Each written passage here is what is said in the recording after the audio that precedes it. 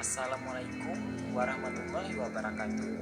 Pada video ini saya akan merangkum 9 materi yang telah dijelaskan sebelumnya. Langsung saja kita ke materi yang pertama, yaitu konsep dan tantangan manajemen sumber daya manusia. Konsep dan tantangan manajemen sumber daya manusia ini selalu berkaitan erat dengan perencanaan, pengadaan, pengembangan, serta pemeliharaan dengan upaya mencapai tujuan yang optimal. Dengan hal tersebut menimbulkan beberapa tantangan seperti pencapaian organisasi, munculnya teori hierarki, dan adanya kecenderungan. Materi yang kedua, fungsi dan peran manajemen sumber daya manusia. Peran manajemen sumber daya manusia adalah mengatur dalam menetapkan program kepegawaian seperti menetapkan jumlah, menetapkan penarikan, menetapkan program kesejahteraan, meramalkan penawaran dan permintaan, serta memperkirakan keadaan perekonomian. Tujuannya untuk membawa manfaat bagi masyarakat, organisasi, fungsional, dan pribadi. Fungsinya untuk merencanakan, mengorganisasikan, mengarahkan, dan mengawasi. Materi yang ketiga, perencanaan manajemen sumber daya manusia. Perencanaan sumber daya manusia merupakan proses menganalisis dan mengidentifikasi serta ketersediaan untuk mencapai tujuan. Manfaat dari perencanaan manajemen sumber daya manusia ini adalah: yang pertama, mengintegrasikan kegiatan manajemen. Yang kedua, menghindari terjadinya tumpang tindih dalam melaksanakan tugas. Yang ketiga, memudahkan koordinasi, integrasi, dan sinkronisasi. Yang keempat, menghindari kekurangan dan kelebihan karyawan. Yang kelima, menjadi pedoman dalam melaksanakan mutasi. Dan yang keenam, dapat melakukan penilaian kerja. Materi yang keempat, rancangan organisasi dan analisis pekerjaan.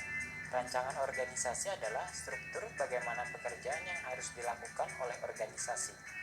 Analisis, menganalisis keberhasilan organisasi dapat dilihat dari berhasil atau tidaknya sebuah kegiatan tersebut, seperti komitmen manajemen puncak, keterlibatan serikat pekerja, keterlibatan karyawan, komunitas yang efektif, penugasan personalia untuk pelaksanaan, pengumpulan pakar, pengumpulan data.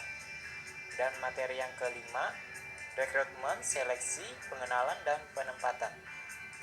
Rekrutmen adalah serangkaian kegiatan yang dimulai ketika sebuah perusahaan atau organisasi memerlukan tenaga kerja. Seleksi, kegiatan seleksi dalam manajemen sumber daya manusia ini bertujuan untuk rekrutmen. Pengenalan, pengenalan adalah aktivitas bersangkutan dengan pengenalan individu terhadap organisasi. Penempatan adalah penugasan atau jabatan seorang karyawan. Materi yang keenam, kompensasi. Kompensasi adalah bentuk pembayaran yang terbentuk manfaat dari insentif dengan tujuan memotivasi karyawan agar produktivitas semakin meningkat. Bentuk-bentuk kompensasi tersebut seperti pembayaran secara langsung, contohnya gaji, bonus, dan lain-lain. Pembayaran tidak langsung, contohnya asuransi dan liburan dari dana organisasi. Ganjaran non-finansial seperti terciptanya kenyamanan saat bekerja. Materi yang ketujuh, pelatihan dan pengembangan sumber daya manusia.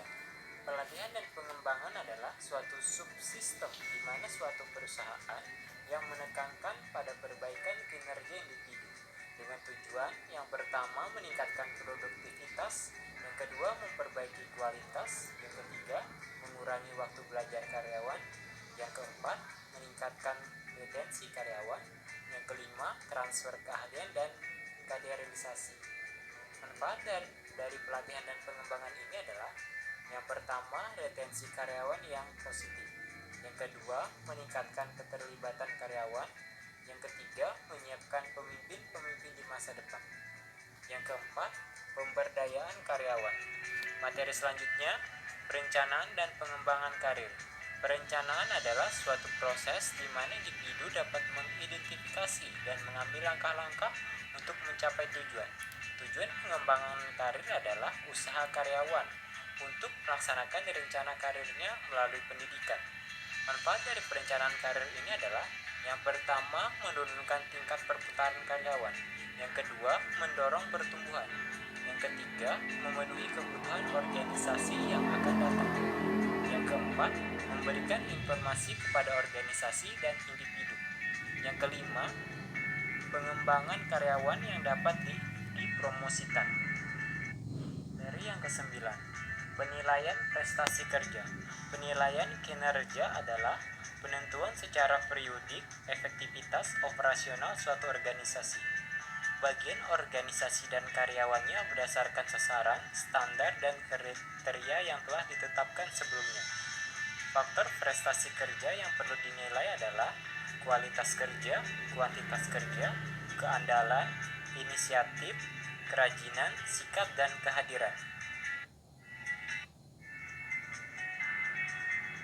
Nah, inilah 9 materi yang saya rangkum. Saya ucapkan terima kasih.